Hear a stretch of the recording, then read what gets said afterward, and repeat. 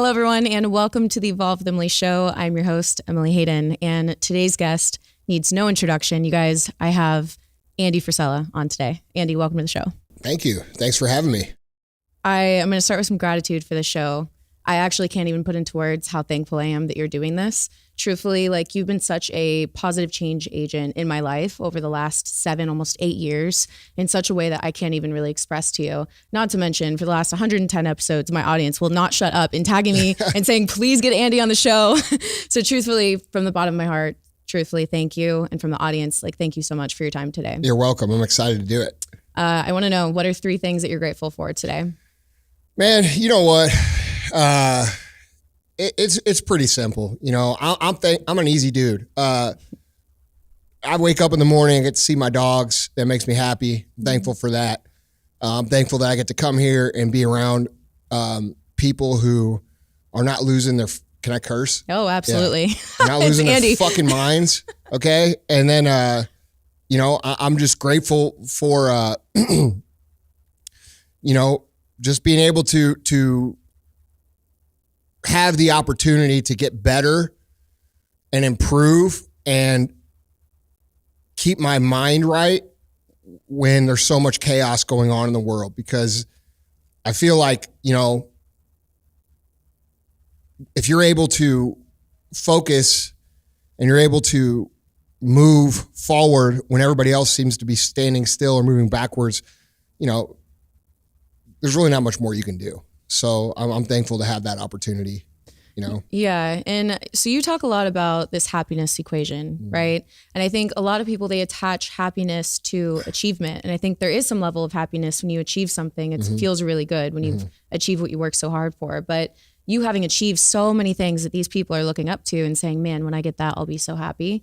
You having achieved all of that, what can you speak on when it comes to happiness and the achievement of things or success or whatever? And how do you learn to cultivate that happiness for your own life in the way of, like, on the way of getting to those things? Well, first of all, I think it's different for everybody. I think everybody out there is going to find happiness in a different way. And I think there's, you know, we're plagued in society right now with a lot of quote unquote experts that seem to think that they have the answer for everyone. I don't believe that's the case. I believe that discovering happiness is really kind of the point of existing almost, figuring out how to make yourself happy. And, you know, I was that person, you know, when I was younger who was, you know, once I get to here, I'll be happy. Or once I have this, I'll be happy. Or once I'm in this shape, I'll be happy.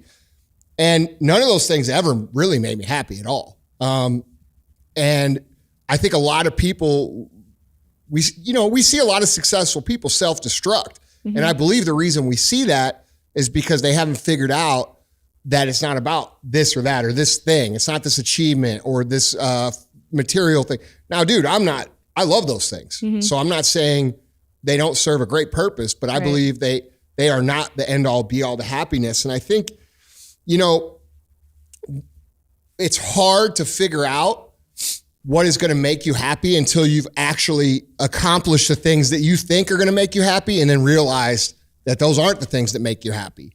And for me, you know, I've found out because I have accomplished most of, and I say this in just a matter of fact way, I'm not trying to brag, but I've accomplished most of the things I've set out to do. And I'm not old. So what's that leave, right? And so then I have to consider, like, okay, well, is this just a game of accumulating more business or more toys or what the fuck are we supposed to do here?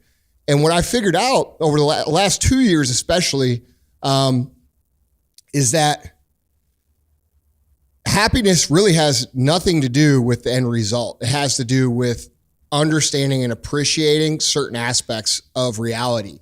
You know, having gratitude for what you have, having purpose, a bigger purpose, and then also being in control, having discipline, knowing that when I decide to do something, there's no more doubt in my mind if I'm going to get there.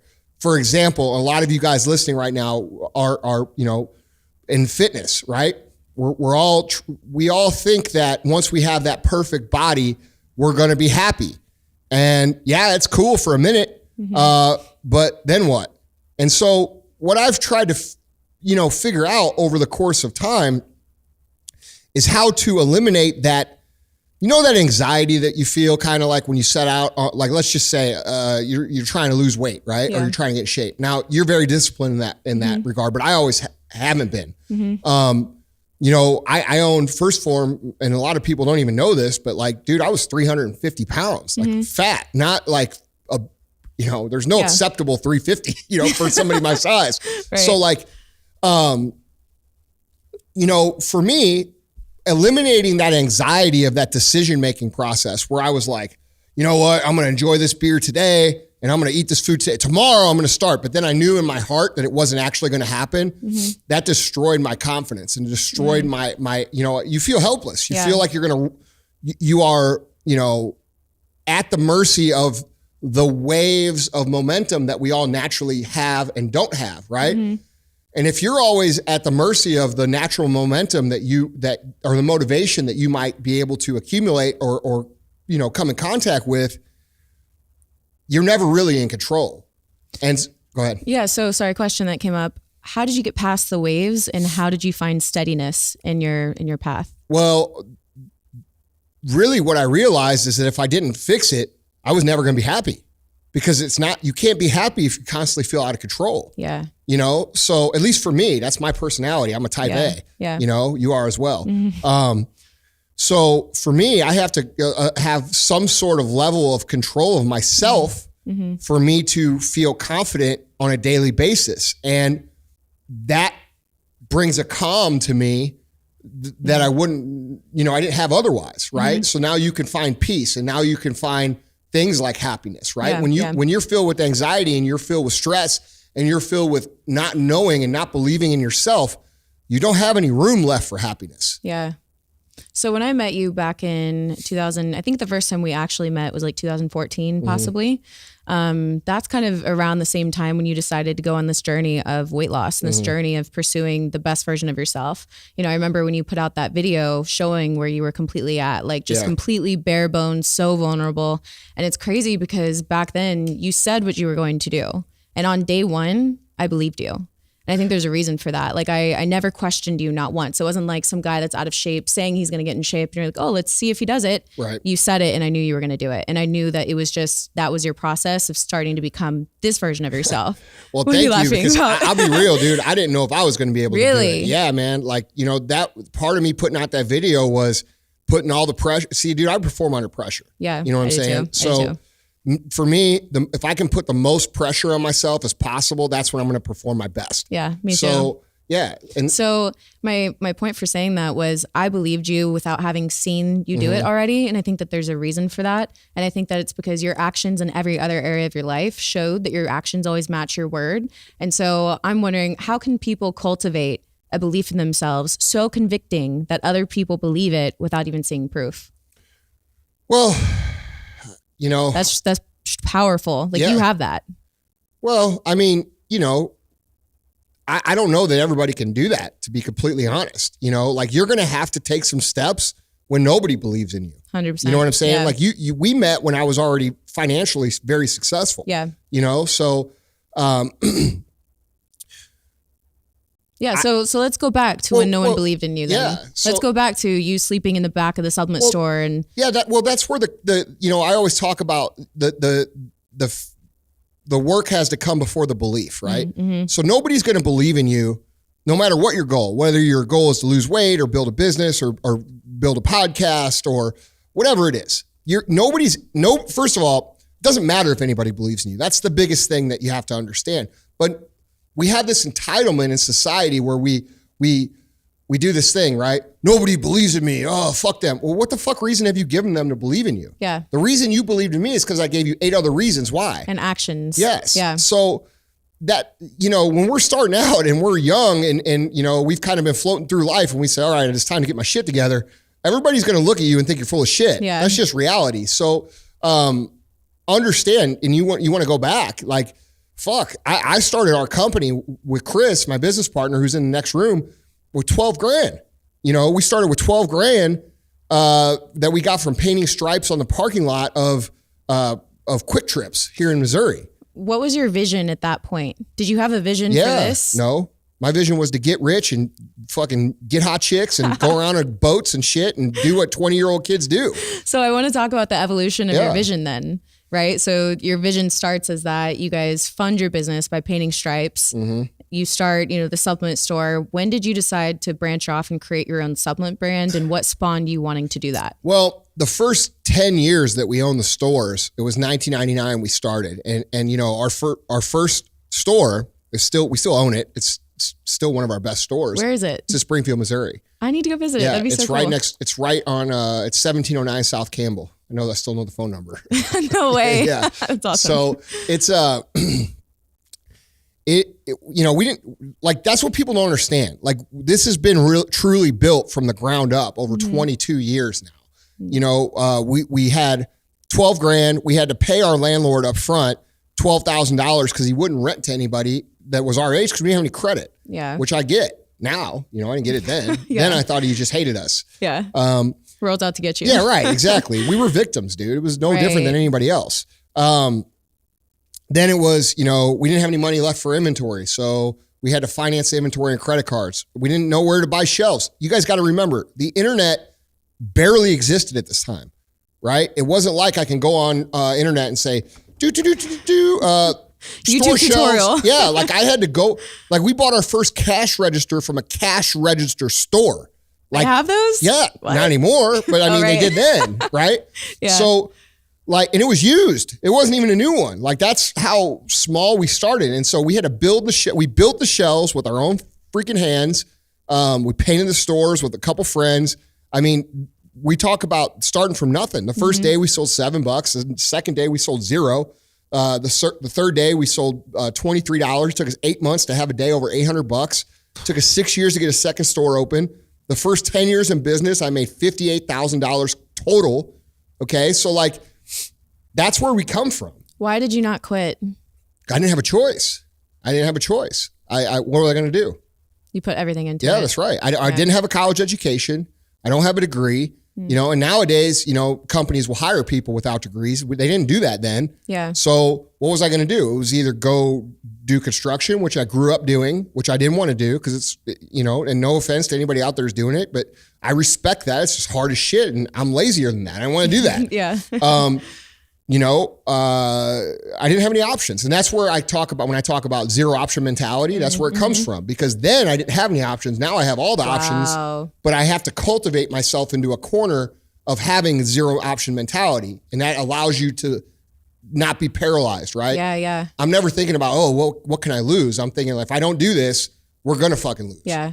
So, but yeah, man, it's just a long process. And where First Phorm came from was, we saw all these companies, having the retail company gave us a unique perspective of being the customer of all these companies. So we saw how they did business, and we didn't do much business. So it was just me and Chris in the store, and we had a couple employees that would fill in sometimes, but mainly it was just me and him. And so we talked for a long time, and the talk would always go the same. It would be like, hey man, one day, we're going to be these guys and we're going to do this and this and this. And one of the things that really, it was kind of bullshit, right? Like it was almost like we were just dreaming. Right. But I think we spoke it into existence because what actually happened was we did exactly what we said we were going to do back then. And, a lot of the things that make First Phorm were cultivated in conversations that happened in 2003, 2002. We just didn't have the resources to start that company. And then once we got into 2008, 2009, while we weren't making any money, we had developed a profitable business. And so we started rolling that business into First Phorm to create the brand. And that's where it came from. Wow. Yeah. That's insane. I think, a lot of people, they'd see social media these days and they have the 6-month business plan to go from 0 to, 10K months to 20K months instantly. And they forget that real brands and businesses and the tangible ones that are in real life actually take a lot of time. Yeah. I mean, we're definitely in a different era than I was in, I'm definitely not going to be one of these guys that say it's not possible to do in 3 or 4 years. Right. It is possible. Right. Because you guys have so much more technology and so many more tools available to do so. But you got to remember, like back then, dude, there was no fucking social media. There was no there wasn't Facebook ads. There wasn't Google. There was none of this shit. Yeah. Like I was going door to door, knocking on doors, being like, "Hey, I'm Andy from Supplement Superstores. If you ever need to lose weight, come see me." You know, like it was. I bet there's people still telling those stories. Like, you know that guy, Real AF from Real AF? Yeah. He used to come knock on my door. Yeah. Well, dude, it's the same, you know, and I still would if we had to. Yeah. You know, that's what I would do. But yeah, man, I learned a lot. Yeah. So, okay. One of the things that really drew me to you guys, especially, was I remember one video that you made where you were straight up calling out the fitness industry. Yeah. And you were saying it's full of fakes. It's full of like, who has the prettiest face, who has the nicest body. And you're like, we're not about that. We'll never be about that. And you just so strongly spoke out against the corruption and just the negative side of the industry overall. Yeah. Were you ever at once worried that speaking your true mind and speaking this way would hurt your business? There's some people that ask, like, you speaking your mind, were you ever once worried that it would hurt your business? No, not at all. Yeah. Yeah. And like, look, dude, people always are concerned about that. And what ends up happening is they ride the fence about what they truly stand for. And when you ride the fence about what you truly stand for, you become irrelevant. You become wish-wash. And the goal of business is to be out of the wish-wash. Stand for something. I can respect anybody that stands for something, whether it disagrees with my views or aligns with my views. You know, I'm not one of these people that, I only respect you if you agree with me. Like I'm cool if you have different views. Yeah. And honestly, the world's a better place when we can all do that, because that's how problems are solved. But now we've entered this situation where it's either my way or cancel you or this or that. And the truth is that if you speak your mind about what you think and you're respectful, what's going to happen is you're going to have some people that are going to say, hey, you're a fucking piece of shit, which I get, literally every day. Yeah. But the other fact is they were never our customers anyway, and they never were going to be. So I'm not worried about it. Yeah. You know what I'm saying? That's such a good point. Yeah. I remember you telling me something when just like giving me advice for my own personal brand is stop trying to make everyone love you. Yeah. Stop trying to appease to everyone, because when you appease to everyone, you really appease to no one. That's right. Because no one knows what you truly stand for. No one knows like what matters most to you. That's right. And even in my own personal journey, especially in 2020, I mean, it's the most outspoken that I've ever been on my core values, my beliefs, where I stand on things. And yeah, it's brought a lot of hate initially because it freaks people out for you to be confident in what you're saying. But I've also got the people that are like, man, I had no idea this was important to you. I stand by you 1,000%. I support you. I will support anything that you do. Like it really, really separates. It solidifies your base. Yeah. So what I always tell when we're coaching inside Arte is, look, dude, this is just like politics. Business is exactly the same. All right. Very few businesses are able to capture a market share of all kinds of people. There's going to be people that don't like you just because they don't like looking at your face. Totally. Right. Yeah. Or they don't like for me, they don't like my tone of voice. Yeah. Things like that. Yeah. They love my face. yeah, for sure. No, but what I'm saying is like, just because you breathe weird, there's going to be people that don't fucking like you. Yeah. So accept that. Yes. So stop trying to spend all your energy on those motherfuckers and start spending on the people that love you. So what I always tell people is, look, draw a line right down the middle of the paper, all right? And these 50%, they're not your people. These 50% have the propensity to possibly like you and probably like you just because you're you. And you should worry about those 50% and trying to get those people to love you instead of trying to negotiate with terrorists over here, right? Yes. Like, that's the truth. That's such a good example. Yeah, and that goes for people no matter what you believe. Because right now, I think this is going to change soon, but the culture in the world is very polarized. And I think we're going to see over the next few years, we're going to see people come together and get reasonable again. And I'm excited for that because I'm sick of the bullshit. Yeah. But the truth is, you're not going to get everybody. And that's okay. Yeah. And right now, people try to hold you hostage, right? For your business. Oh, fuck you. You're cool, dude. Like, yeah. You know what I'm saying? Yeah, like 100%. Dude, let's mind our own business and do our own thing and be who we are. I respect anybody that stands on their spot. I can respect that. Yeah, I do too. It's the same thing like when you go hang out with somebody and they're just weird as hell, but you're like, that's dope. I respect that because that's the fullest version of you. Exactly. Yeah. Okay. So something throughout 2020 that has really helped you that you've been really vocal about is 75 Hard. Yeah. So what spawned you to create 75 Hard and what did that first 75 Hard session do for you in your life? Yeah. Well, so what I realized, first of all, this is something people don't realize this. I've been on a mental toughness journey my whole life. Okay. I was bullied growing up. I was picked on. I was made fun of. I didn't have anybody stick up for me. I was fat, right? I was always the fat kid. I had dude, people don't believe that. But if I showed you pictures of what I look like at 18 years old. I've seen. Is it true or not true? Sorry, should I not laugh? No, is it true or not true? It is 100% true.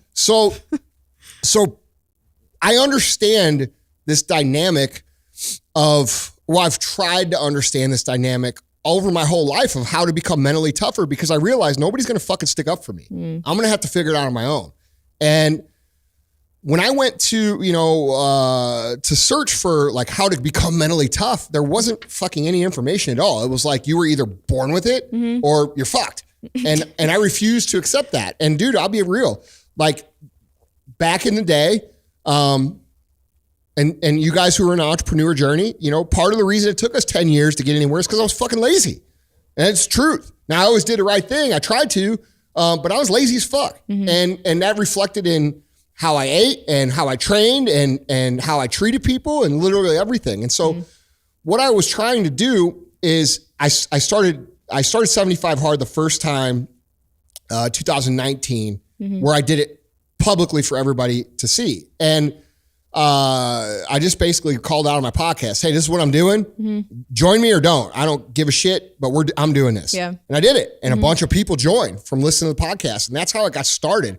But what those things are, the components that make up 75 Hard, were all pulled from all the little things that I had done, or, maybe I did 2 or 3 of them. And they got me moving in the right direction. And so what I did was I analyzed back over the course of my life where I was the best. Cause like everybody else, dude, I had ups, where I got in great shape, and I had downs where I was off. Yeah. I had ups where I was kicking ass at work, and I had downs. I had ups where I was doing good in relationships. I had downs. So I started to dissect all the things. And at this point in time, when I'm putting this together, dude, I'm pretty certain, because at this time, it's not like I'm making this shit up. Like I'm very successful financially. I've been successful in a lot of things, and I've met a lot of successful people, billionaires, millionaires, thousands of them at this point in my life. And I'm painting this platform because I don't want people to think 75 Hard is some shit I made up when I was fucking, back in the day. Right. These are things that I've pulled from, people who are ultra disciplined, Navy SEALs, ultra marathoners, bodybuilders, financially successful people, entrepreneurs, and basically pulled all these little things that I experienced where I was doing good, and then also things that I noticed that these other people also did, and I just put them into this program. And I made the program so that you can follow any diet, you can work with any trainer. This is an open format, like basically like open code program, right? Which people still don't fucking understand because everybody argues about it. Like you fucking trainers out there listening to this, if you read the fucking program, you'd realize that I don't tell you how to work out or eat right. So your clients can do it too. So anyway. So 75 Hard has turned into this massive movement, right? Just absolutely amazing thing. And I've seen some of the posts and the stories that you share, for all the people that are going through 75 Hard themselves, using the hashtag 75 Hard, you reposted a lot of them, and I get inspired just from reading their journeys. Yeah. What has been the most fulfilling part of 75 Hard now that it's turned into this? Dude, the stories, like what you're saying, people messaging me like, dude, I have a girl, who's like, dude, I get stories. I had a girl message me last night whose brother died during this whole COVID thing. Damn. And, she's like, look, I just want to thank you because this has gotten me through this year and this. And I actually finished it. And several months ago, she's like, I started to feel like I was going back in the dark hole. And, I'm starting it again. I'm already on day 7. I feel great. Like, dude, just seeing people learn how to react when things are going poorly for them. You get what I'm saying? 100%. Instead of like you going all the way down the drain. Yes. It gives you, it gives you tools to handle. It gives you an awareness that you know what, it's like break glass in case of emergency. Yes, you know what I'm 100%. saying? It's like shit's on fire and you're like, let me grab that. Yeah, which is weird because like, doing the things that 75 Hard calls for are the very last things that you want to do when you're feeling like you're going down the fucking drain. But guys, I'm telling you right now, and this is the truth. A lot of us are having hard times this year, okay? If you're having a hard time, and this is what I've been telling everybody all year, you have to control what you can control. And sometimes all you can control is what you put in your mouth and how you move your body. And it all builds off of that, right? I kind of answered this question that someone asked that I wanted to make sure I asked you because I think a lot of people can relate to it. They said, what would be your advice to somebody who lost everything this year, like jobs, savings? They're struggling to just take any step at all. The depression is like completely got them. Yeah. What advice do you give to them? Move. Start walking. Start drinking water. Start trying to eat better. Don't try. Do it. And that, I guess that's the thing too. Like this shouldn't, a lot of people are like, 75 hard. It's so extreme. It's 75 days with no cheat meals. No, the biggest lie told in fitness ever is that you need a fucking cheat day every 7 fucking days. Yeah. That's a fucking lie. And dude, what happens is these people get in this mentality where they're eating good they're counting down the days until the reward, right? Yeah. And all you're doing is enforcing the mentality that has kept you where you are anyway. So what we have to do is break that. And we have to break that by making sure, no matter what, that these certain non-negotiables are followed. And when you do that, every single day you do that, your confidence increases just a little bit, right? Especially when it's hard, right? Like today, you asked me how, like I worked out today, right before I came up here. And what'd you ask me? I was like, hey, how was your workout? What'd I say? It was all right. Yeah, it wasn't great. Right. It wasn't bad. Yeah, it wasn't great. It wasn't the worst, but it got done. And some days that's all you got. Yeah. 100%. And with what's going on in the world where all these people are losing their fucking minds and everybody hates each other and all this crazy shit, you know what? If I get through it and it gets done, I'm happy with that. And 100%. So should you. And one thing that it also does is I think it raises your awareness to the different voices that are inside your head. Absolutely. Because you may not even realize how much of a bitch voice you have inside until you start trying to do these things. And then you hear all the excuses going on in your brain. Even last night, I'm in the hotel. I'm in my off season, right? I can order whatever I want on the menu. And I'm sitting there and I'm choosing. And I'm like, can't decide between all these things. I should go a little healthy, but I could also treat myself a little bit. Yeah. There's no reason not to. And I'm like, shut up right now. Like I literally had to tell my mind to shut up. Like, what do I need? I'm an athlete. I need food. I need fuel to feed me and fuel me for my sessions. And it sounds stupid, but like there should have been no decision-making process in that. Well, the fact that there was a decision-making process and that you're conscious of it shows where you're at mentally. Because look, dude, when there is certain people that are just machines, right? Like they just going to do the right thing no matter what. Yeah. Okay. I don't know any of them, but they exist. Okay. There's just people that are going to fucking do it. I'm not one of those people. I'm what you just said. Okay. So like for me, literally almost every fucking day when I go home from work, I'm like, fuck dude, I want some sushi. I want some pizza. Yeah. Every day. But what happens is every conversation that I win with myself, and that's what the book's about. The book is not about fitness. It's about winning it's called 75 Hard book is called the tactical guide to winning the war with yourself. Okay. And what you're talking about is the whole concept of the program. It's about learning how to be aware of yourself, sabotaging yourself, and then winning that conversation so that you can build the traits, the character traits and skills of confidence, self-esteem, self-worth, grit, fortitude, all of the things that encompass what we think of when we think of mentally tough individuals, right? They're skills, they're not traits. And that's a big thing to take away from what we're talking about right here. Because so many of you out there, I know this because I've been around people and I'm a person too. Yeah. Like we think that so-and-so has this incredible ability to like we look at somebody like The Rock and we're like, dude, and that's somebody I look up to, right? Right. Okay. And by the way, he has different political beliefs than me. I still look up to him. All right. Let's be fucking reasonable humans. All right. We look at somebody like that and we're like, dude, that guy's just got it. Look at him, dude. He's traveling all over the world. And dude, he looks like he does have it. Right. But he didn't always have it. Go back and look at him 20 years ago. He's a pudgy dude. Yeah, he was. Right. So now he's figured it out for himself. And every day that we're able to squash that little conversation that's happening, dude, that's a fucking big win. It's a huge win. That is a bigger win, in my opinion, than any material goal that you could accomplish, any car you could own, any amount of money. Learning how to win that conversation on demand, dude, once you figure that out, you cannot be stopped. Yeah, exactly. The reason why it's so important is because being able to win that conversation is what's going to get you to that goal. That's right. There was even time when I was training with my trainer and my sessions are super miserable. He's one of the best bodybuilding trainers in Venice, California. But I really caught myself and I found that I was complaining and even just in my head, he had no idea, but in my head, I'm saying, fuck, all these little things. Yeah. I was like, am I bringing negative energy into this situation? Am I helping myself? Is this making me better? And so I decided at one session, I was like, dude, don't ever let me complain. Don't let me say fuck at the end of this session. Yeah. Like, I mean, I'm talking every set. I was like, kind of like, oh, that was so hard. Like, and so I made an agreement with myself, no more of that. And I had to be silent and I had to be focused and I had to be calm. And what I've learned is if you can calm yourself in some of the most uncomfortable, chaotic situations, you really can get through anything with a strong mind and a calm mind that is centered and focused on what you actually want. That's it. Yeah. It's real power. Like real power. Yeah. And exactly. Dude, it's okay to complain, dude, as long as you end up winning that war. You know what I'm saying? Yeah. There are definitely days where you're like, all right, complain, let it out.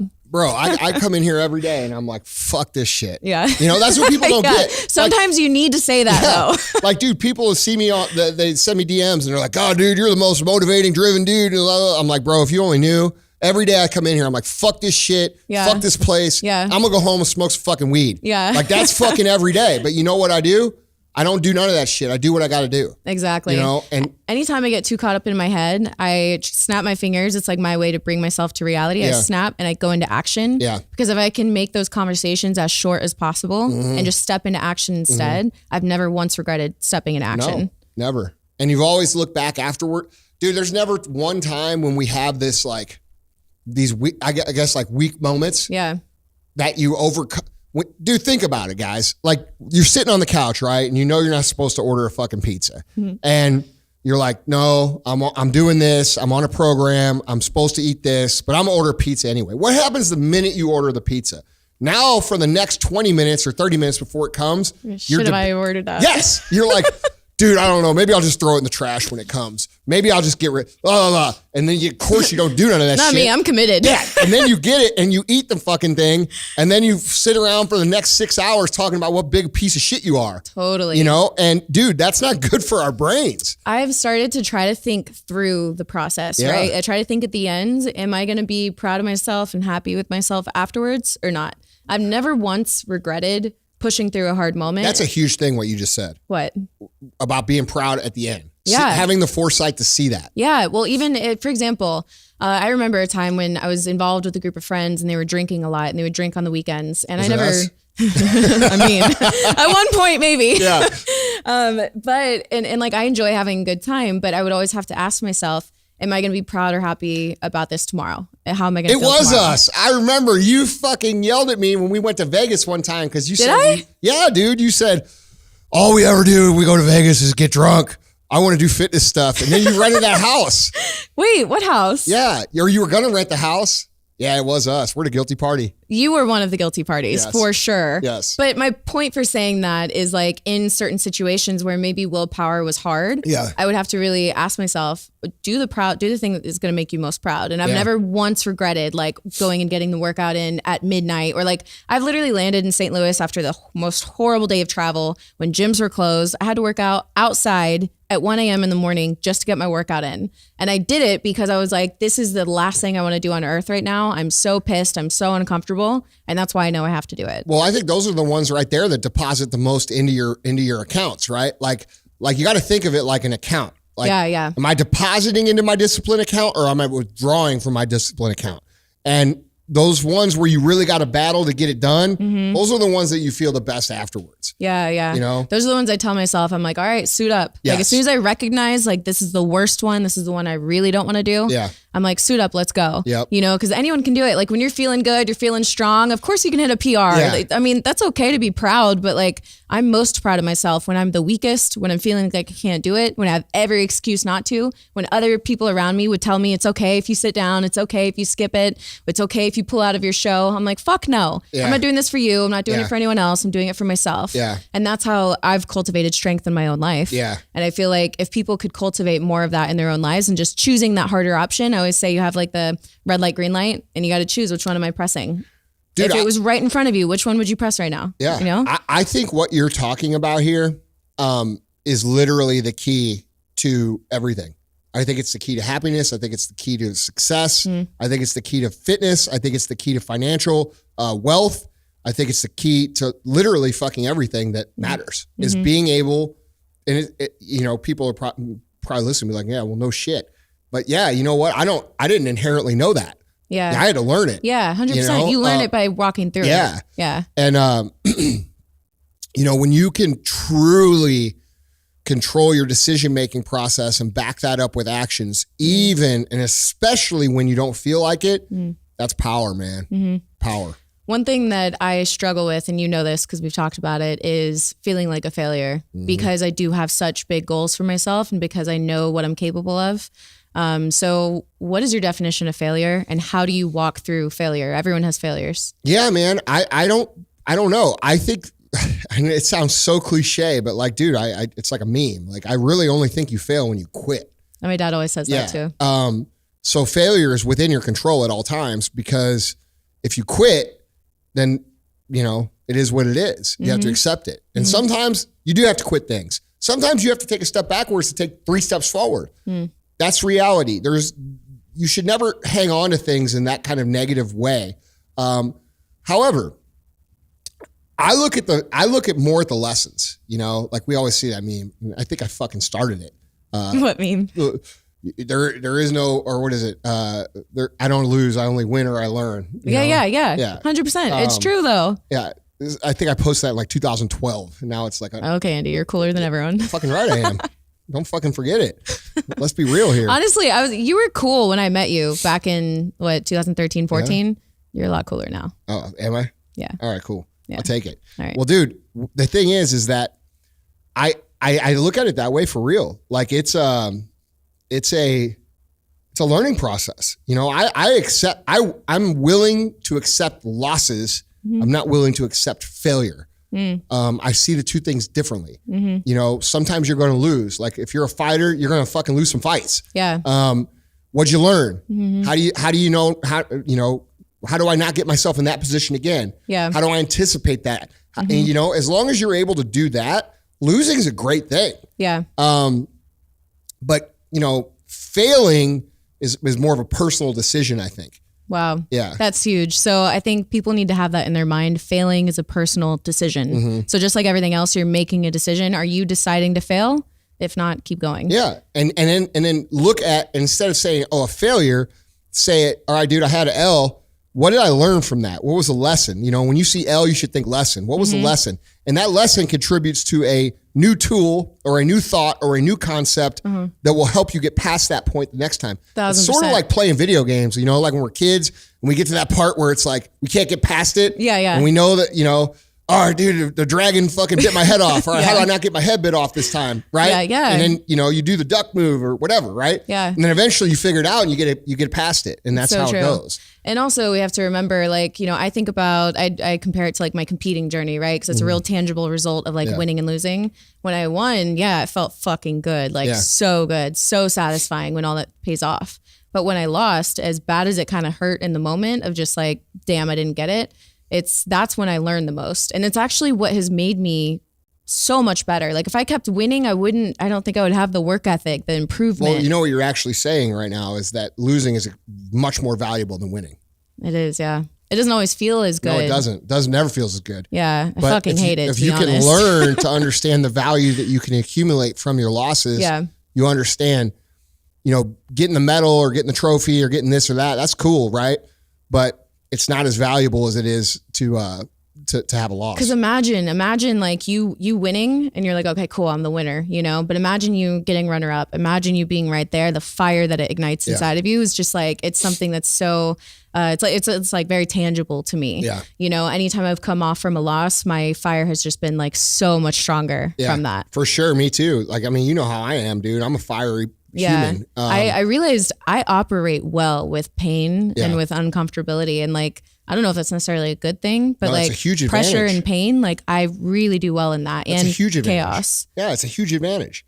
Most people can't deal in those scenarios, you know? And so when you are out there, and I'm talking to you guys listening, when you guys are out there and you're feeling frustrated and angry and you're feeling hurt and you're like, fuck, dude, this is just not fair, whatever you're telling yourself, realize that, you know, this is an opportunity to take inventory of a new skill or a new tool, right? Okay. How would I have avoided this scenario? How could I have not taken this loss?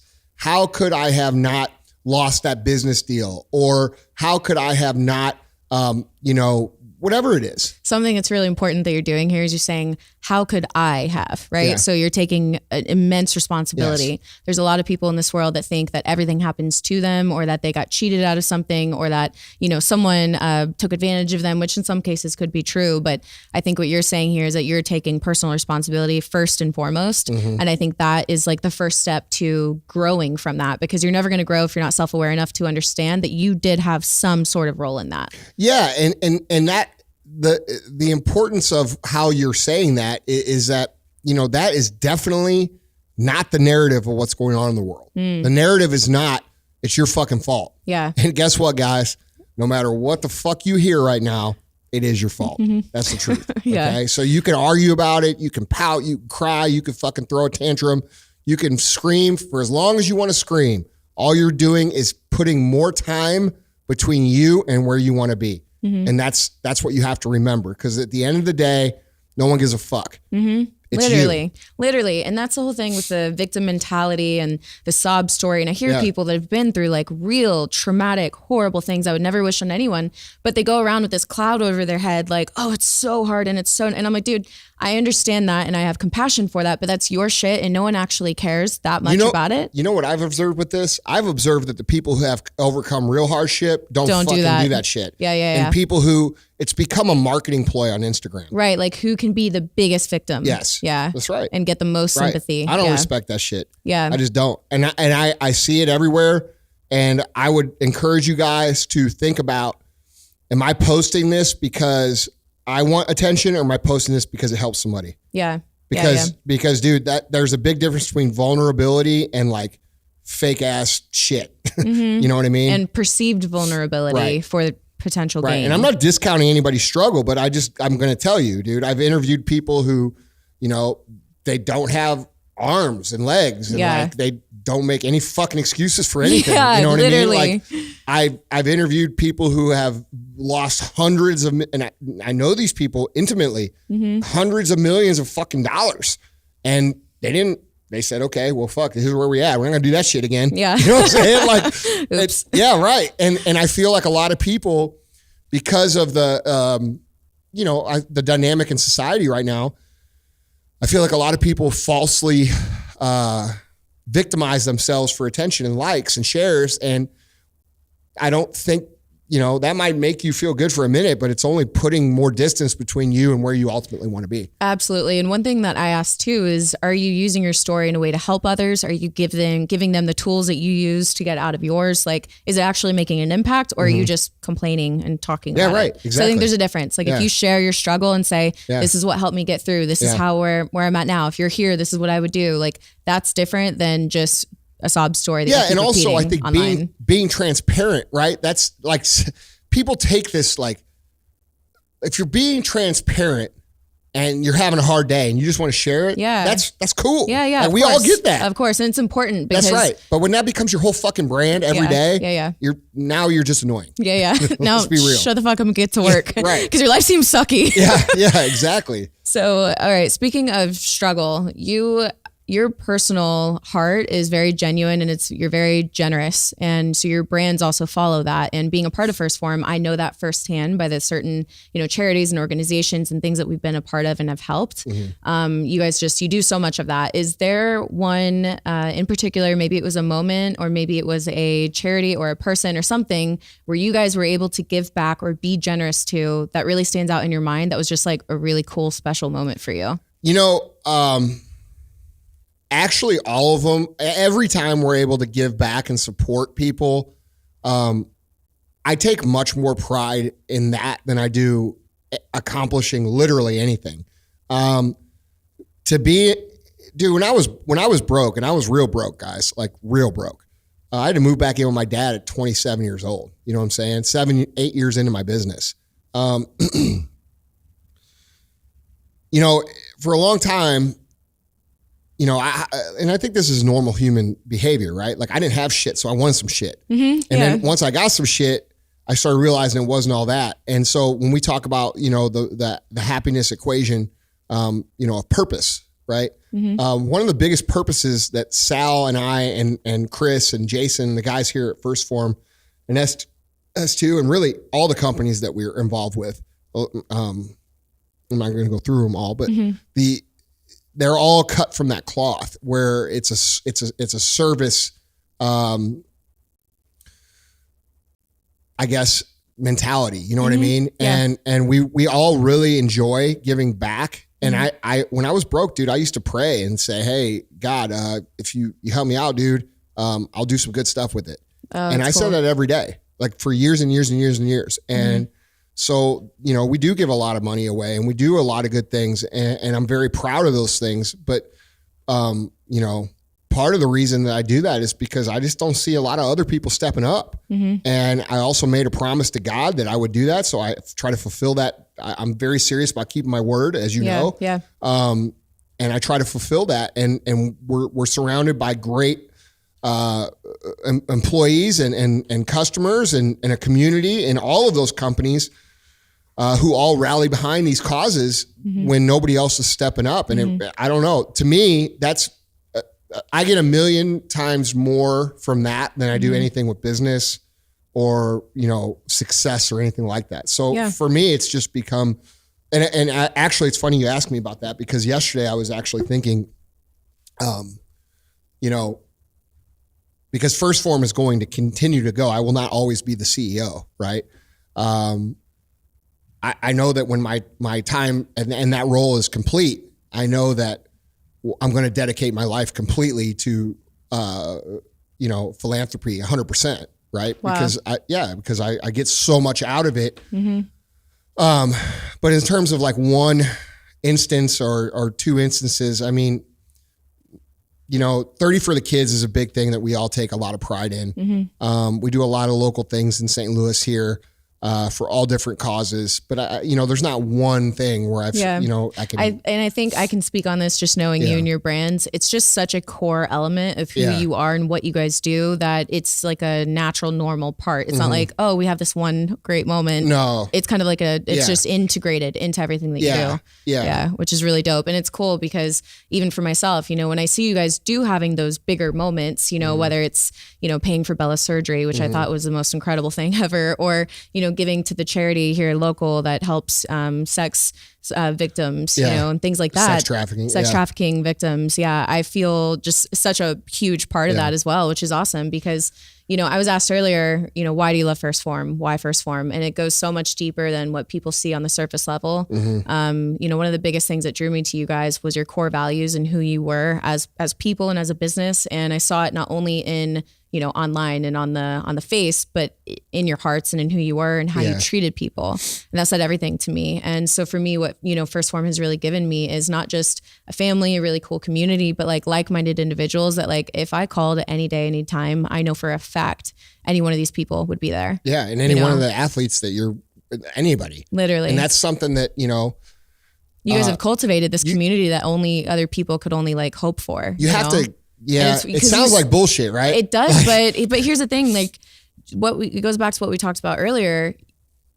You never once thought that standing for what you believed in would hurt your business, and it hasn't. It's actually elevated your business. Like I would say, tenfold. you know, we're one of the few, like right now, in the current climate, Yeah. I think one of the biggest keys to our success has been standing for America, right? Yeah, and standing for American values and not right or left, but what's right. Yeah. And, you know, standing up for those things right now is very hard to do. But I also feel like we're one of the few companies that has, and we benefited from that. You know, our companies continue to grow. It's grow. This is 2020 has been the best year of all of our companies. And I think that is actually the reason. And for those of you out there who are struggling with, you know, your message or you're fearful, you know, just understand there's going to be people anytime you say anything, there's going to be people that don't agree, and those just aren't your people. And I know as much as I say that, you guys think, oh, well, no shit, man, because every time I say something, I get attacked. But what you don't see is the 10 other people or the 20 other people that say, yeah, I'm going to fuck with that person now. Yeah. And maybe they just like your photo. Maybe they don't even comment. They don't even DM you, but in their hearts they're like, oh, damn. Yes. I know I've done that, you know, and I didn't reach out personally and say, wow, I'm with you. I just thought it in my head. And now I know I've identified who my people are. Yeah. That's one thing that 2020 has really done for me. Me too. Is it's really revealed like who my people are in such a big way. And I actually have so much gratitude for everything that's been revealed and shown to me this year, as hard as it has been, you know? And, you know, this year earlier when all this happened, I went back to Texas and I told myself, this is my own personal boot camp, you know? And it was like quarantine. It was the new word starting, you know, March, whenever that was. And I was like, no, it's not quarantine. It's my boot camp. And I went to training and I went to work, and I determined that coming out of 2020, I was going to be the best version of myself absolutely possible, having no clue what was about to ensue and all the chaos that was about to happen. You know, I just announced I'm moving to Texas. Bless America. God bless Texas. You know, getting out of California finally. And it's just, it really revealed to me what's most important in life and like where I really stand on certain things. And I think that's the biggest thing. What's the biggest thing that 2020 shown you? Almost the same thing. I told everybody publicly, you know, when this shit started going down. Well, first of all, if you follow December last year. Yeah. If you follow my podcast, I started telling you guys this shit was happening. I shouldn't even talk some shit. You can go. Right. I'm just saying. Let it out. Certain motherfuckers were right about everything. Yeah. Okay. And I was just one so of you guys know, when I refer to people who are wiser than me that I trust, who are right about everything, he's one of them. I got destroyed and canceled probably 30 times this year. Yeah. Okay. Now I don't give a fuck anymore because it's like I realize that it doesn't do shit. Yeah. Except grow your following and grow your brand. Yeah. But look, I coach literally thousands of other entrepreneurs. Okay. And that's really where my pain point is with this whole situation is what's been happening to small business. Okay. Because I deal with these people and they message me and call me or they're fucking crying and they're losing their lives and this and that and this. And then I get motherfuckers that will hit me up, you know, when I say things about it, be like, motherfucker, you ain't ever been on the phone with someone who's lost everything. Wow. I've been on the phone with 3 different dudes today. And yesterday it was 4. And the day before that, it was 6. So understand there's people out there that are losing everything they fucking own and everything they've worked their whole entire lives to build. And that's not okay. Yeah. All right. So I've been very vocal about what I see happening because of that, because I have true empathy and firsthand experience with a lot of these people. And, you know, when this started happening and I started realizing what could potentially happen, I said so. I got in deep shit or whatever. Nobody believed me. And I was way early to the game. I understand people didn't believe me and they thought I was crazy. But now people... It's all reality. That's right. So, so I just decided and I told everybody publicly, I said, look, guys, here's the deal. I'm going all in. The same thing you said. Yeah. And I'm going to make sure that 2020 is the year that I look back and I say, that's the year that fucking made me. And that didn't make sense to people because a lot of people look at me and they say, well, you already, but you guys have no idea what I'm trying to do. Yeah. You only see what we've done. And so what I'm trying to do is we've only done like this much of it. So I want to look back and say, this was the year that I got the best that I've developed most skills. I got the best I've ever been. And I've done that. I'm in the best shape I've ever been in. Mentally, I'm the most focused. You know, has it been hard? Yeah, it's been real hard, but I'm really fucking proud I did it because not for my own benefit, because it pulled a lot of other people through. Yeah. And a lot of people who I mentioned who were upset about their, they were in those difficult positions with their business, those people have pivoted and figured out ways to make it now. Wow. And that comes from, them taking control of what they can control and moving forward regardless. And really, dude, that is the key to business. And it's the key to that kind of success is you have to just close your ears and focus on that next step. And when you can do that, when the whole world is on fire and everything's going insane, dude, you are immensely powerful. Like I don't think people understand, like you guys out there who have been dedicating yourselves like we're talking about, which I know there's a lot of you guys don't understand how much power that you have cultivated that is going to last you for the rest of your life. You'll look back at 3 or 4 years and be like, holy fuck, right? So that's what I'm super proud of and excited for, because I'm not like 2020 for you guys who have done this, and for me too. That's not the accomplishment. We've been gearing up for the accomplishment. Yeah. And the accomplishments are going to come in 21 and 22 and 23 from what we did this year. I always say, just like I said, it was my personal boot camp. I really feel like this year was just preparation. Yeah. You know what I mean? It was literally just prepare. Yeah. And it also makes a lot of sense why you and I were able to have this kind of year, because we have that same mentality of doing well under pressure and doing well when things are uncomfortable, and I agree. I think it's, people don't realize the power that they have, and the people who have been doing it like this and have been putting their best foot forward, they're impacting all the other people around them, and they need to keep going, not just for themselves, but for everyone else that they're attached to. That's what's kept me going. Yeah. Like, dude, you guys think I want to come in here every day and do my 75 hard and fucking eat that kind of food? No, I don't. I want to get drunk and eat some fucking pizza. Yeah. All right. Right. So like I've been, and it's been good though, because I've leveraged that pressure onto myself, because I realize that, like, dude, if you fuck up, there's a lot of people who are going to fuck up and they might not ever recover. Yeah. You'll recover. They won't. And so like, it feels good. That's what I'm proud of, is like the people who have committed to that, and I've been able to help them sort of get on the right track this year. Yeah, it's cool because I've noticed this in my own life, and what I'm seeing with you is that what started out as a personal journey of even like 75 hard, it started out for selfish reasons, right? Like, I need to do this, I need to be better.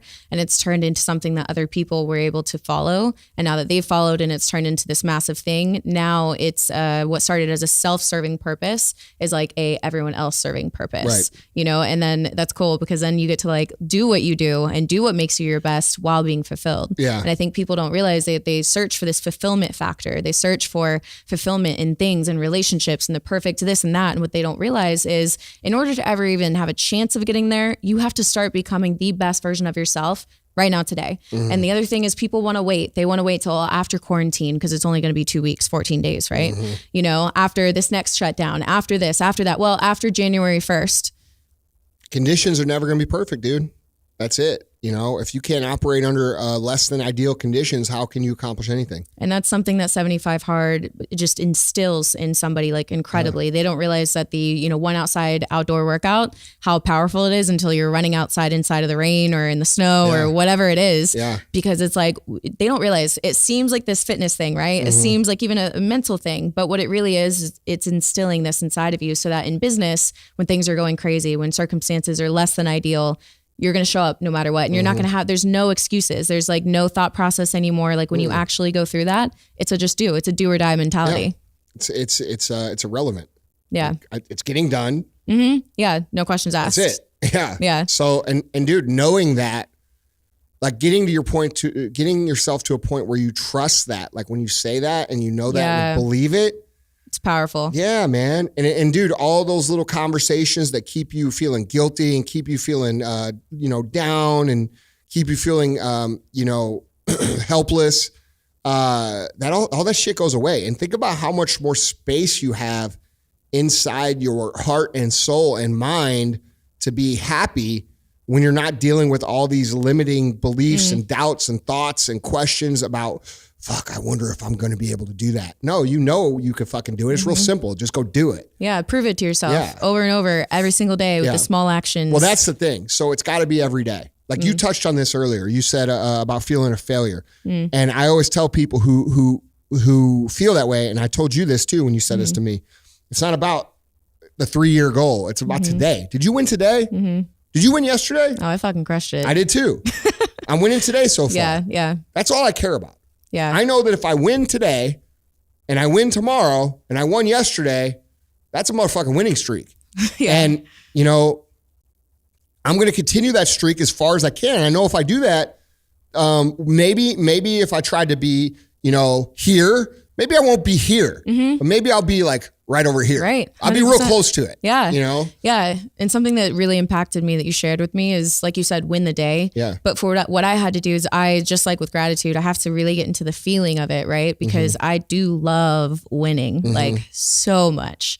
And so what I had to do is really narrow it down from those bigger goals that are 3 years away, that kind of things, where I'm not going to taste it for 3 years. I can't let myself starve, you know, or be so thirsty for it. Then I got to create those winning feelings and moments and allow myself to experience that on a day-to-day basis. That's it. Yeah. That's the key, dude. Yeah. Because I'm the opposite of that. I don't really give a fuck about winning. I just hate to lose. So that's what it is for me. Yeah. That's what I mean. I just mean, I fully agree with I that. will starve. I will cut my arms off. I will cut my fucking legs off. To not lose. Yes, that's right. Yeah. And I will go back to living in a store. Like all you motherfuckers out there listening to me think you're gonna beat me. Just be ready to go back to fucking dirt because that's where I'm willing to go. Yeah, that's right. the truth. Right. And you know, I know that sounds crazy, but dude, I fucking hate it. It's true. Someone asked me that. Do you love to win or do you hate to lose? And I couldn't answer it until I had another loss. And then I was like, I fucking hate losing. Yeah. I'm the guy you want to be friends with. I'm not the guy you want to try to beat. Yeah. That's the truth. Right. Yeah. Because I'm willing to help everybody. Yeah. Yeah. Literally. You know that. I know that. Yeah. I've experienced that in my own life. How life. many other companies do I fucking selflessly help? A lot of them. Not just that. Just think about even just the people that are in here and the opportunity. What you do is you're like, here's a golden opportunity on a fucking platter. Go do the work. Yeah. Which is just absolutely amazing. So, okay, we're coming to the end here. One last question before we end the show. If this was your last interview and your last chance to give a message to everyone that's looking up to you and kind of like your last message to them, what would it be? Man.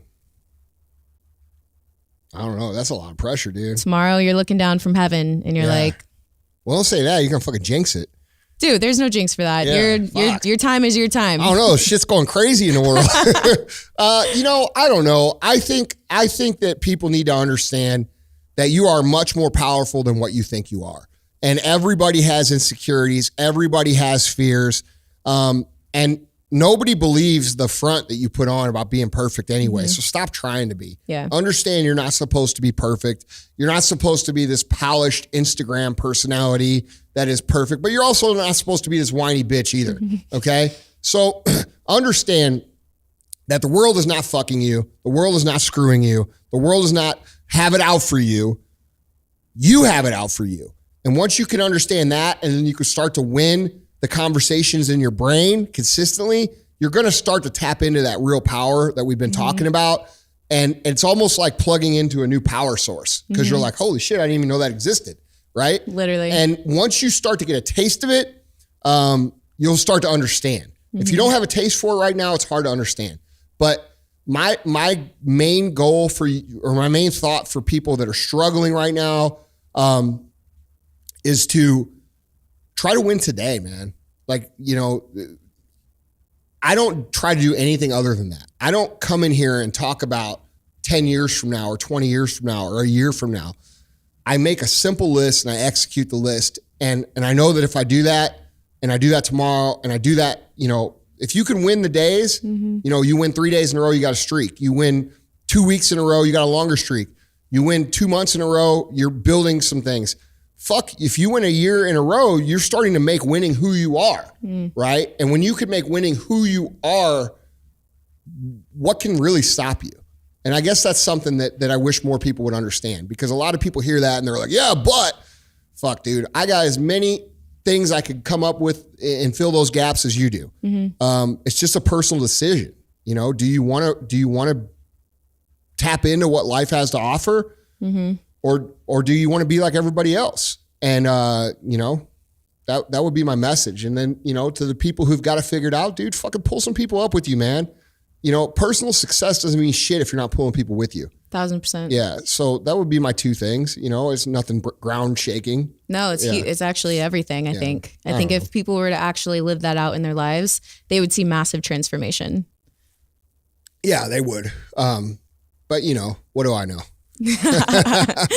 Andy, thank you so much for being on the show today. You're welcome. I had a great time. Good conversation as always. Thank you. All right, guys. Thank you guys so much. If you enjoyed this podcast episode, please like it, share it with all your friends, comment below on the YouTube page, tag Andy in your stories. Let him know what your favorite part of the show was. Check out his podcast, Real AF. Everything else will be linked below, and I'll see you guys next time.